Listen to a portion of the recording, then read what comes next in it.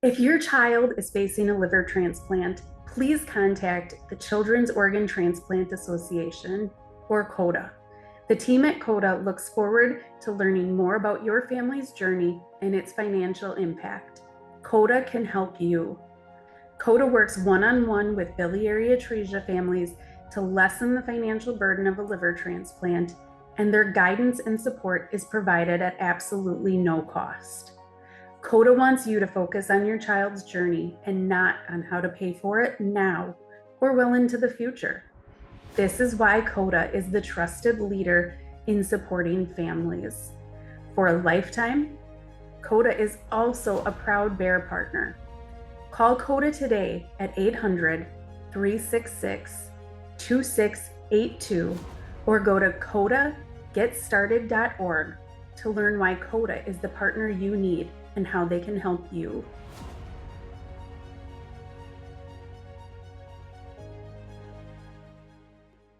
Welcome to Bear It All Coffee Talk, the podcast where we get real about biliary atresia and everything that comes with it.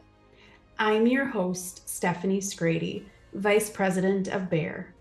Whether you're a parent, a caregiver, a medical professional, or just someone looking to learn more, this is your space to find support, information, and maybe even a little laughter along the way. Each episode, we'll dive into the realities of life with BA, sharing stories, expert insights, and honest conversations about the challenges, victories, and everything in between. So grab your coffee, get comfortable, and let's bear it all together. Because when it comes to BA, knowledge is power, community is everything, and no one should have to navigate this journey alone. Welcome back to another episode of Bear It All Coffee Talk. Today, we're going to have some fun. Today, I have Katie joining me. Katie, thanks for joining me. Hi. Do you want to tell me about yourself and who you are, where you're from? Sure. So my name is Katie. I am a licensed clinical social worker. I am born and raised in New York. That is where I work at a hospital in New York City. And I am currently the pediatric liver transplant and hepatology social worker here in New York City at NYU. Oh, I love it. Thank you for joining me. I have to say, love New York. I want to come again. So, too bad we weren't doing this live in person in New York. That could be fun. That would be ideal. So, let's dive right in. Tell me about the role of a social worker. I know when my daughter was first admitted and they said a social worker is going to come and meet with you, I'm like, a social worker for what? What did we do? What's going on? So, in case other people are in that boat. Yeah. So, and I think your sentiment of why are they coming, what's wrong, I think is shared amongst a lot of people. And that goes for, I think, transplant and non transplant patients. Um, I think specifically, I've been in transplant social work now for about 2 years. Okay. And the role of a social worker on the transplant team, I think, thankfully, gets to play quite differently compared to other settings.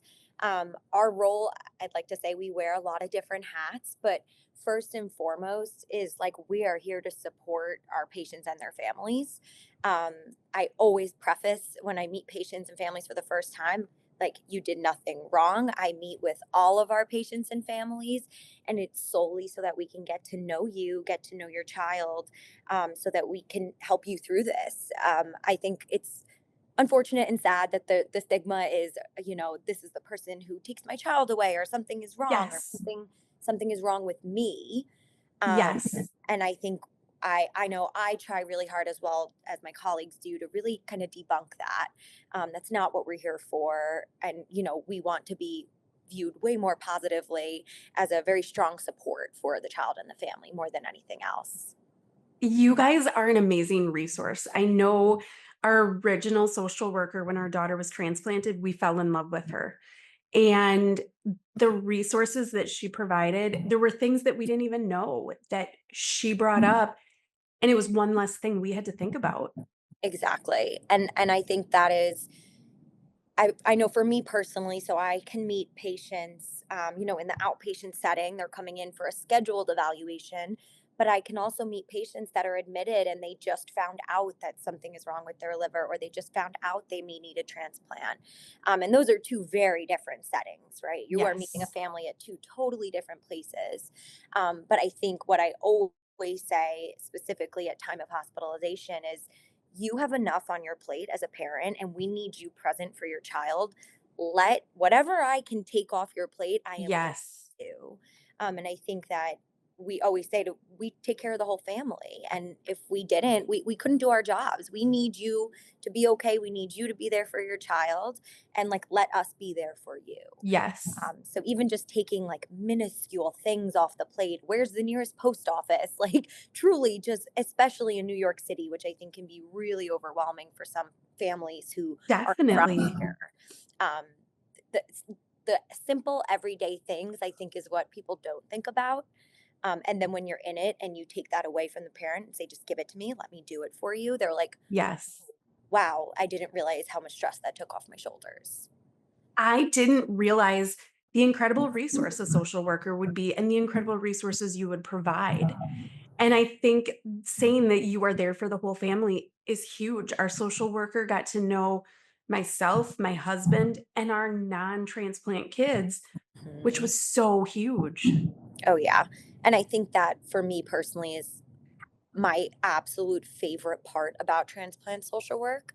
I think I personally have worked in other roles in other areas of medicine within the hospital system, and not every role allows you to really get to know patients and families the way you do with transplant social work. And Yes. I think that there's something to be said about the fact, when a child is transplanted here, they're our patient forever, unless, right, they change centers, but getting to see them grow and getting to see this family flourish and go through the roller coaster that is first diagnosis to transplant, Yes. post, it's the best. And I find it that Yes. I always say to our families, whether you like it or not, we kind of become your second family. You see us so Yes. much, you talk to us so much. And I think the social worker on the team gets to be the person, at least, especially with the kids. I'm like, I don't have to poke you, I don't have to do Yes. anything to you. I just kind of want to be here and hang out with you so I can, see how you're doing.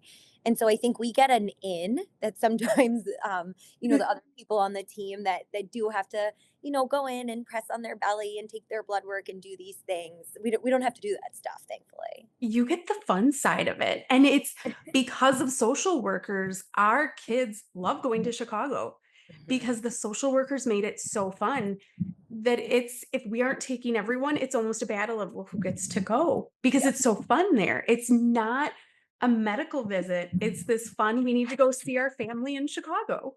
100%. And we have a patients that, come from all over, and our patients that do live far away. One of them recently, exactly that, had to come back for a visit, and mom was just like, he's not afraid. He's looking forward to it. He's like, get me on that plane to New York City because I'm ready. I'm Yes. ready to go see my friends at my Yes. hospital. And my first thought was, wow, we really did something right that there's not an innate Yes. fear to go back to the place where something by nature is quite traumatic. What happened there? Oh, exactly. You would think these kids would be so terrified to go, but because teams have a person to take care of everything, these kids are excited. We go in July and my daughter is already counting down the days. And Oh, it uh, makes it so much easier. yeah, yeah, 100%. And I know, I'm not sure at that hospital for you in Chicago, but I know here it's not only social work, but we have child life specialists in the Yes. hospital and we have psychology support. And there's Yes. just, you take that and it creates, like, again, we're caring for the whole family and not just the child. And it's such a beautiful thing to be a part of, I think. Yes. And again, it's not specifically for social work, that's not really common in a lot of other areas, when you practice. And so I find that this work is so sacred. I feel so lucky to get to do it and get to know families in such a, can be like, again, a very trying time. I'm Yes. sure, you're aware, but getting to see them flourish and getting to see these kids like live their lives afterwards is just the best. And I think for a parent, having someone that's there for you that isn't looking at the medical side of things, that's just there for you. Yeah, exactly. And I think what I found sometimes too is some parents feel like in front of the doctors and in front of the medical team, I have to have it perfectly together. I don't want the doctors to think that I can't handle this or that, Yes. emotionally I'm not in a good place. And it's kind of like, so then the doctors leave and then I come in and you want to know what though? It's okay that I would be more concerned if all the emotions didn't come crashing down at some point. Yes. It has to, and there has to be Yes. a place for that. And I think I just remind parents it doesn't mean that you're not strong. Like I'd be again more concerned if you weren't feeling these things. Exactly. And every parent, every family, of course, copes so differently. And Mhm. I do think it's our job to just meet them where they're at, whether that's they go into that full blown mom mode, I'm in problem solving, and I'm not Yeah, letting myself get emotional, or it's full blown emotion. Either way, though, I think we see a side of the family that the physicians don't.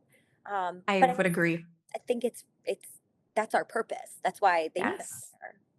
And I think that's why the teams are so amazing because you go to an all-inclusive resort and you get all the things, and it sounds crazy, but that is the world of medicine. You get this total package, embrace it, and work with them because it truly creates an amazing experience at a time you don't really want to be doing this. Exactly. And I think, just recently in one of my recent evaluations, parents had said, like, we spent all morning getting all of this medical information, which is so important. Mhm. And now talking about this stuff with you, such as like a housing plan, parents taking time off of work and what that looks like when your child does return to school, what does that look like? Um, mental health support for parents and the child, all of these things. They looked at me at the end and they were like, I would have never thought about this, but I'm Yes. so glad I now, in a way, can plan. Um, Yes. and even though it's overwhelming, you'd rather know about it, I think, in advance, Yes. and try and have some level of preparedness for a very unpredictable situation. And that's exactly because you feel there's so much thrown at you, and you feel like you are in control of nothing in your life. Mhm. And I remember when we came home the first time after diagnosis, and I was doing things around the house, and my husband's like, "What are you doing?" And my dad was standing there, and he goes, "She's trying to control what she can." And that was exactly what it was. Oh yeah, And so to have someone that helps you dot the I's and cross the T's, it's a huge resource. yeah. And I think too, when, the hospitalizations, they can be prolonged. Sometimes, Yes. they're quick turnaround, but they can also sometimes be longer. And I know how difficult it is for parents to leave the bedside at times, but I think we can tell as outsiders, like, okay, we got to at least go for a walk. We got to just leave the Yes. room for a little bit. And I have found that again, just kind of coming in and saying, hey, and I feel lucky enough to have these relationships with these parents, but come with me. We're just going to go get a coffee. And you're just going down, you're not leaving the hospital. You're barely leaving the floor. I know you don't want to leave your child, of course, but as a person that's just in that hospital room all day long, I think they don't realize until you pull them out of it sometimes how badly they needed it. Ye that our social worker, her policy was the day after transplant, you have to leave for a minimum of 30 minutes, and I was dreading it, and my husband's like, "Okay, let's go." I'm like, "No, I'm Mhm. not. Until she tells me I have to go, I'm not going." And then she appeared, and I was like, "Maybe she forgot," and I wouldn't make eye contact, and she's like, "Okay, where are you gonna go?" I'm like, "Nowhere." And she's like, "You have to walk outside of the hospital. I don't care if you sit next door, you Mhm. have to walk out." And I took my 30 minutes exactly, but I did what she said and I needed it. Oh yeah, absolutely. And again, I think half the time you don't really realize how badly you needed it Yes. until after the fact. Yes, 100%. And there's so many members, like the doctors and nurses are so focused on your child to have someone that says, "You know what? Focus on you for a little bit. Yeah. Go get a coffee, go get a meal that you aren't scarfing down at the side of the bed, just go." It's huge. Yeah. And again, I think it just goes such a long way, and we mean it like wholeheartedly. Again, like, we in order for us to take the best care of your child, we want or we really need to make sure you are also okay. So we are Yes. taking care of you.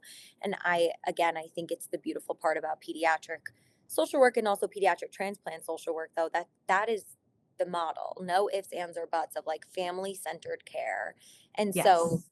there is no room for, oh, nope, we don't have to worry about mom. And even if, mom and or dad or any caregiver says, I'm fine, that doesn't mean you stop going. That doesn't mean you stop checking. Yes. Um, it, Yes. it really, like, I think thankfully, our practice allows for us to constantly check in. I always warn my patients' families, I'm like, you're going to get sick of me. I'm sorry. You can tell me, nope, I'm fine. I'm fine. But chances are, when push comes to shove, things aren't fine all the time. And that's Yes. okay. Yes. And it feels good to know you have someone there that gets it, that is going to be there to catch you when you feel like you're falling. Yeah, absolutely. What are some of the resources that you have for families? Because there's so many. And to help parents feel comfortable knowing, okay, I can go to a social worker for this. Oh yeah. And there is so many. And obviously I say with, I work in New York City and my resources and what I have access to, I imagine, I are only here in New York, but I imagine they have to be in other places too. But I'd say like first and foremost, the largest one is always around housing. And I Yes. personally, I used to work actually in adult heart transplant, and Okay. there's really no housing resources, unfortunately. In pediatrics, thank Wow. goodness we have the Ronald McDonald House, which I know Yes. is available in a lot of cities. So the one here in New York City is godsend to us. And so obviously those referrals have to come from a hospital social worker. So those are always conversations I have with our families that are from a bit further away. Um, Obviously, CODA, the Children's Organ Transplant Yeah. Association, connecting them to fundraise. And of course, depending on the situation, if for whatever reason, you can't stay at Ronald McDonald because there is a policy around how many people can stay in a room and maybe the family's larger, can they use the Yes. CODA funds to, help pay for lodging nearby? Again, I think New York City is a tough place. It is so expensive, so expensive. And it's very difficult. And I wish we had more. Of course, I wish we had more. I'll always be wishing we had more. But I'd say Ronald McDonald is a huge one for housing. CODA is wonderful and amazing, and I feel like I often connect families. Another amazing resource that we work with is called Harboring Hearts. They're an organization here in New York City, although I believe they may service patients outside of New York as well. Okay. Um, but they are incredible. They help. It is adult transplant patients and then pediatric heart, pediatric liver, and pediatric kidney transplant as well. Wow. Um, Okay. and we're able to apply for, let's say, like a gift card for grocery stores, so that parents here in grocery stores are, again, everything's more expensive in the city, especially. Yeah. So that can help subsidize the cost for groceries. Or if I have a parent driving from further away, gas reimbursement, toll reimbursement. Um, they also provide things like Target gift cards, Walmart gift cards, Wow. um, which is unbelievably helpful. Mhm. We also work with another organization called Friends of Karen. I don't know if you've ever heard of them. No. They service in New York. I know it's all of Long Island, most of New York, if I'm not incorrect, and then certain counties in New Jersey. Oh, Um, wow. but they have a whole patient support program for children with chronic illness. And so our patients with BA and that are going through liver transplant qualify for this program. So we put in a referral and then they do their own assessment process. But they can Wow. provide support, around if you're out of work for a month, how can we help with rent, utilities, phone bills? And of course, this is completely based on their assessment that they do individually with each family, but I know that they have helped a number of our families get through Wow. the time where, immediately post transplant, you're not back at work, especially when you have, Yes. a single parent family as well. And, they Yes. have to be the caregiver, they can't work. It's So, so hard and there's so many things to think about. And mhm. so to have the resource to say, okay, what can I do? Oh, yeah. And I think at the end of the day, too, what I always say to patients and families, and I think this would go for anywhere in the country, we always encourage you to ask because, right, even if the answer is no, there isn't a resource for that, or no, that isn't available, I would so much rather you ask and we can look into it together, Yes. than not know at all. And Yes. always again encourage, there's nothing wrong with asking. I tell my families all the time, if I can get my hands on a resource for you, I promise I will. It is just the matter of what is attainable and what is available. And that's I know at Christmas time, Bear does the Lend a Hand program, Gosh, and yeah. there's so many amazing social workers we talk to with families that truly need help. It's been amazing. Yeah, that program is unbelievable, and I know that it helped, like, I think it was 2 of our patients this year, and it was truly life-changing for them, and, Yes. they wouldn't have been able to enjoy the holiday with any gifts whatsoever without that program, and we were Yes. so thankful for it. They were so thankful for it, and it felt so good just to be able to, sometimes I think in social work we're left feeling hopeless at times. There's only Mhm. so much you can do. And this program was just like the most fulfilling thing ever to be like, this kid is, oh, tell me what you want for Christmas. Or, it was just so nice to be doing something so positive with them when sometimes I think you can be really stuck in the negative. It is so much fun for us. We all look forward to it. I sat entering applications just crying my eyes out because some of the stories broke my heart, Oh, yeah, but it is so amazing to be able to help and truly give these families something to smile about. 100%. 100%. You feel like you're in a journey and you're all alone and nobody else gets it and everybody else is just living their happy life. And to know you have people in your corner, it makes you smile. Oh, yeah. It makes such a big difference. It's such a phenomenal program. We love you guys. So thank you. Of course, of course.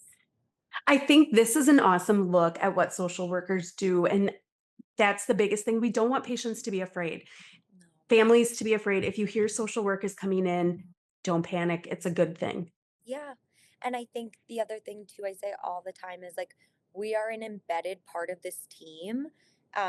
So the same way you'd see the nutritionist on the team and you'll see the doctors and the nurse practitioners, we are just another layer of that. And it is for no other reason other than to support these families to the best of our ability. Uh, Yes. and I think that thankfully, slowly but surely with time, I do think that narrative is being accepted, but I still meet parents often who at first I think you can feel their hesitance to speak with you. And I take a lot of pride and I think there's nothing more important to me than relationship building. I I want you to feel comfortable. I want you to trust me and know like I am in your corner. That's we are here Yes. for you and your family, and that is 100% our job and our goal. And And that was the big reason we wanted to do an episode on this because we've had so many people reach out and say, why is there a social worker? Why is a social worker part of the team? This is why. Oh yeah.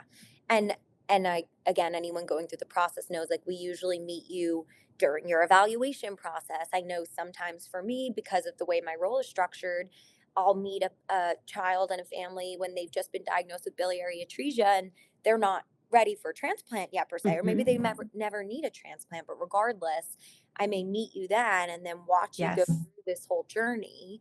And I always say, whether it's it's during, or it's post transplant, we never go away.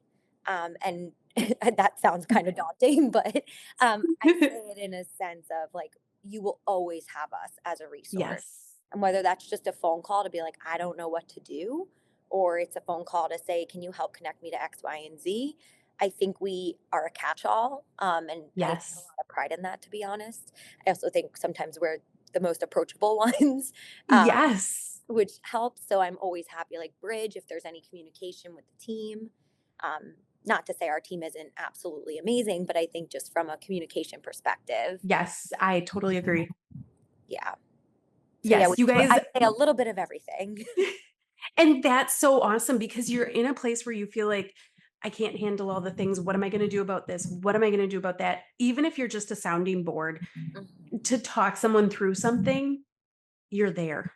Yes. A mother just said to me last week, thank you for letting me worry out loud.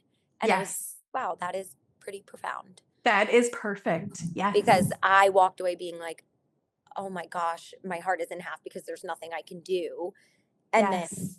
but then she said that, and I was like, so something was done even though I didn't do anything. Yes. And that's And sometimes that is huge. yeah, yeah, And just saying it out loud makes you feel so much better. 100%. And I think other thing that's super common as well of, if things are hard and when things are hard, because inevitably they will be hard, Yes. instead of trying to talk that away from a family, kind of sitting in it with them and saying, this is Yes. hard. This Yep. is like nothing about this is easy right now.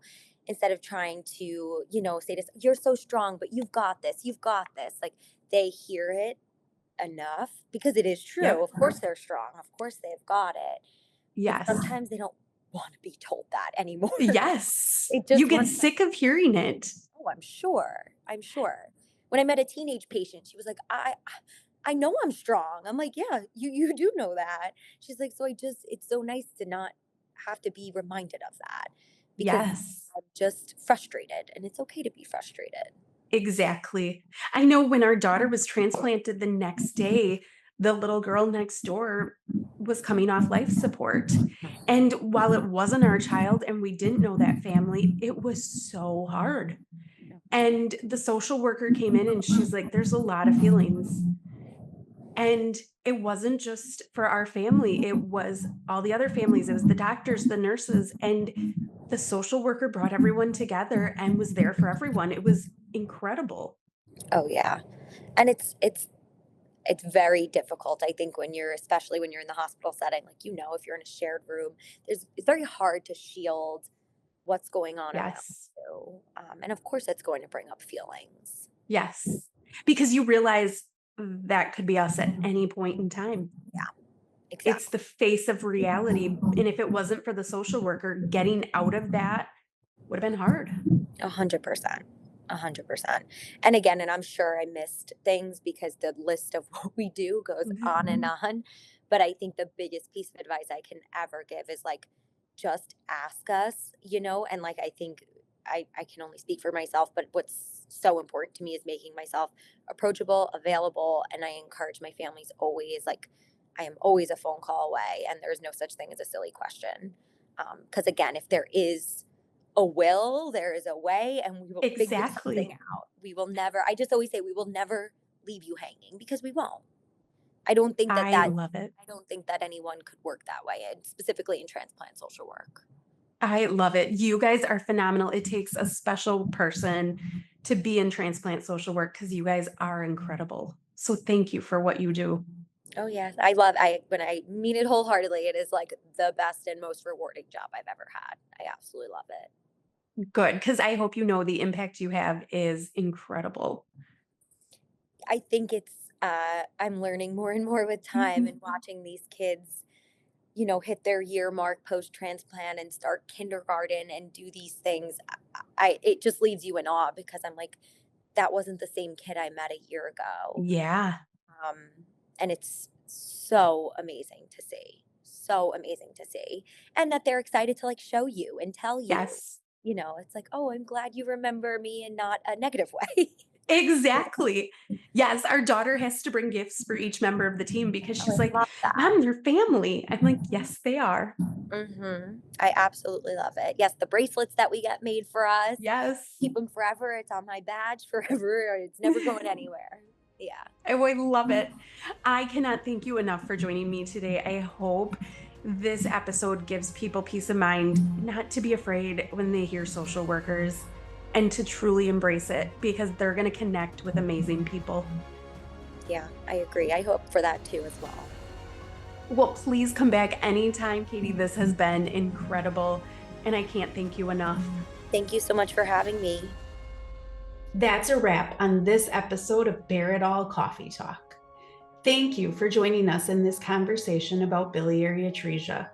We hope you found some insight, support, and maybe even a little comfort knowing you're not alone on this journey. If you enjoyed today's episode, be sure to subscribe, leave a review, and share it with anyone who might benefit. You can also connect with us on social media and at www.bearinc.org to keep the conversation going.